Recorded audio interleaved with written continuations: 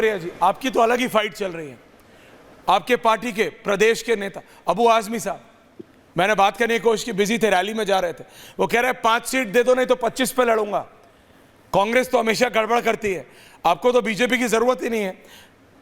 आप और कांग्रेस तो अपने आप में साथ भी हैं और खिलाफ भी हैं। अबू आजमी साहब कह रहे हैं 5 सीट दे दो नहीं तो 25 पे लड़ूंगा और बागी खड़ा कर दूंगा अगर 5 सीट नहीं दी तो। ये कांग्रेस हमेशा लेट करती है, इसलिए गड़बड़ हो रहा है। और उनकी अगर आपने स्पीच पढ़ी हो तो आपको समझ आ जाएगा क्या हो रहा है। लेकिन मेरे को वो बंदूक culture back, guns are back in Maharashtra पे भी आपकी प्रतिक्रिया चाहिए प्रोफेसर साहब जी। बोलूंगा, मुझे 2 मिनट आराम से सर बोलिए। फिर मैं शुरू किया कि हमारी विचारधारा जिनको उनको अपनी पार्टी में शामिल कर लेते हैं, मंत्री बना देते हैं। ये इनकी विचारधारा है। इनकी विचारधारा कैसी है? जो पीडीपी के साथ मिलकर इन्होंने सत्ता चलाई 3 साल, क्या इनकी विचारधारा पीडीपी के साथ मिलती है? क्या विचारधारा चौटाला पार्टी के साथ मिलती है जिनके साथ इन्होंने सत्ता चलाई? या इनकी विचारधारा एनसीपी के साथ मिलती है? या विचारधारा जिनके साथ मिलकर सत्ता चलाते हैं उनके साथ तो इनकी विचारधारा मिलती है? तो बता के जाइएगा। हिंदुत्व की बात की, क्या हम हिंदुत्व की राजनीति करते हैं? आप हिंदुत्व की बात कहाँ करते भैया? हिंदुत्व कब नफरत की बात सिखाता है? हिंदुत्व कब आपको सिखाता है कि प्रेम की भाषा नहीं बोलनी चाहिए? हिंदुत्व कब सिखाता है कि एक दूसरे में डिवाइड एंड रूल करना चाहिए? हिंदुत्व हमें तो सत्य की बात सिखाता है, वसुधैव कुटुंबकम की बात करता है, सबको अपने बनाने की बात करता है। तीसरा आपने बोला बड़ा दिल।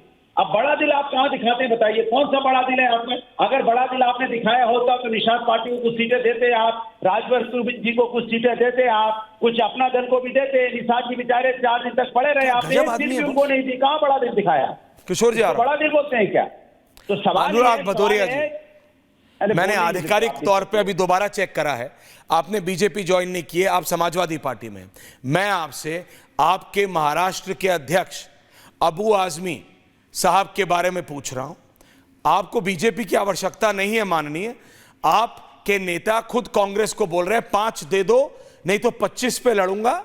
कांग्रेस की वजह से हारते हैं, कांग्रेस हमेशा डीले करती है। मैं आपकी प्रतिक्रिया जानना चाहता हूं माननीय प्रवक्ता समाजवादी पार्टी अनुराग भदौरिया। आप मुझे मेरी बात सुनिए, मैं तो आपको उसमें आपका जवाब प्रतिक्रिया देता और दूंगा भी, लेकिन आप बोलने क्यों नहीं दे रहे भाई? अगर मैंने 1 मिनट बीजेपी की, चूंकि हमारी लड़ाई बीजेपी से, बीजेपी के पोल खोलने लगे तो आप बीच में कूद पड़े। भाई आप क्यों कूद पड़े बीच में? भाई आपको क्या दिक्कत थी? मैं तो जवाब दे रहा था ना, आपने कहा था 2 मिनट तक हम आपको टाइम दे रहे हैं, तो मैं अपना 1 मिनट बोलता, 1.5 मिनट फिर आपको जवाब दे देता। सवाल है कि भारतीय, पता नहीं कहाँ आपने मेरा काट दिया होगा, आवाज कहाँ गई होगी? हिंदुत्व पे, विचारधारा पे, बड़े दिल पे हमने सब बोला, पता नहीं कहाँ गई कि नहीं गई, यही तो दिक्कत है। अब सवाल है कि देखिए, भारतीय जनता, मैं फिर बोल रहा हूं, इंडिया गठबंधन मिलके चुनाव लड़ेगा और हम सब एक हैं, हम सब साथ साथ हैं। भारतीय जनता पार्टी जो आंख लगा के से देखती रहती है। इंडिया गठबंधन के नेता ने क्या बोला? अरे बोल दिया बोल दिया बोल दिया बोल दिया बोल दिया, गड़बड़ हो गई। अरे इंडिया गठबंधन के 2 नेता मिले, अरे मिले मिले, लेकिन उन्होंने आपस में नजर नहीं मिलाई, हाथ नहीं मिलाया, गले नहीं मिले। अरे वाह वाह वाह, अरे गले और हाथ मिला भी लेंगे तो कहेंगे नहीं नहीं नहीं, गले हाथ मिले, लेकिन उन्होंने चाय नहीं पी, एक दूसरे से नजरें भी नहीं मिलाई, चाय पी रही, चाय पी लेंगे तो कहेंगे नहीं। आपकी और किशोर तिवारी जी की जोड़ी अच्छी है, समोसा खा लेंगे, नमकीन एक दिन ड्रामेटिक्स क्लास लेंगे आपको। झांकना था। अरे भैया थोड़ी बात कर लो, रिलैक्स। मैंने बोला सुधांशु जी, रिलैक्स, थैंक यू। सुधांशु जी, आप ऑलरेडी वो टेक्निकल ग्लिच की वजह से नाराज है, आई कैन सी कि मेरा वो ऑडियो थोड़ा दिक्कत हो रहा है, I am sorry about this. लेकिन एक रियलिटी है सुधांशु जी, बॉम्बे में, महाराष्ट्र में, ये जो अभी मर्डर हुआ बाबा सिद्दीकी का, ये इलेक्शंस अनाउंस होने के ठीक आसपास, वो सिर्फ एक बहुत पावर कनेक्टेड व्यक्ति नहीं थे, Bollywood, builder lobby and politicians, इसके लिए एक नेगेटिव वर्ड है नेक्सस, बट वो नेक्सस का पार्ट थे। ऐसे नहीं था कि बाबा सिद्दीकी बहुत क्लीन व्यक्ति है, उनका भी अपना एक बैकग्राउंड रहा है, बट ठीक है, किसी को खुलेआम बंदूक मार देना। ऑपोजिशन कह रहा है कि आपकी सरकार है, देवेंद्र फडणवीस आपके डिप्टी सीएम, अजीत पवार आपके डिप्टी सीएम, बाबा सिद्दीकी किसके नेता थे? अजीत पवार के। एकनाथ शिंदे आपके सीएम, क्या कर रहे हैं? Are guns back in Maharashtra? क्या मुंबई में, देश की फाइनेंशियल कैपिटल में, फिर बंदूकें देखेंगी? पहले डी गैंग था, अब बी गैंग आ गया। ऐसी बातें हो रही हैं, लॉ एंड ऑर्डर पे सवाल उठ रहा है। सुधांशु जी,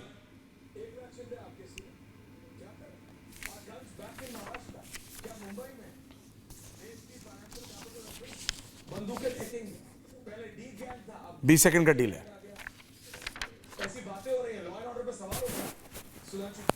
देखिए, बाबा सिद्दीकी जी की जो हत्या हुई उसको लेकर हमारी सरकार ने, मुख्यमंत्री और गृह मंत्री दोनों ने अपनी तरफ से पूरी सतर्कता दिखाई है और सरकार इस बात के लिए प्रतिबद्ध है कि जो पकड़े भी गए हैं आरोपी और जो लोग होंगे उनको अंजाम तक पहुंचाया जाएगा। परंतु जो लोग कह रहे हैं कि गन्स वापस आ गई, वो भूल गए कि जब हमारी सरकार नहीं थी तो मुंबई में क्या था?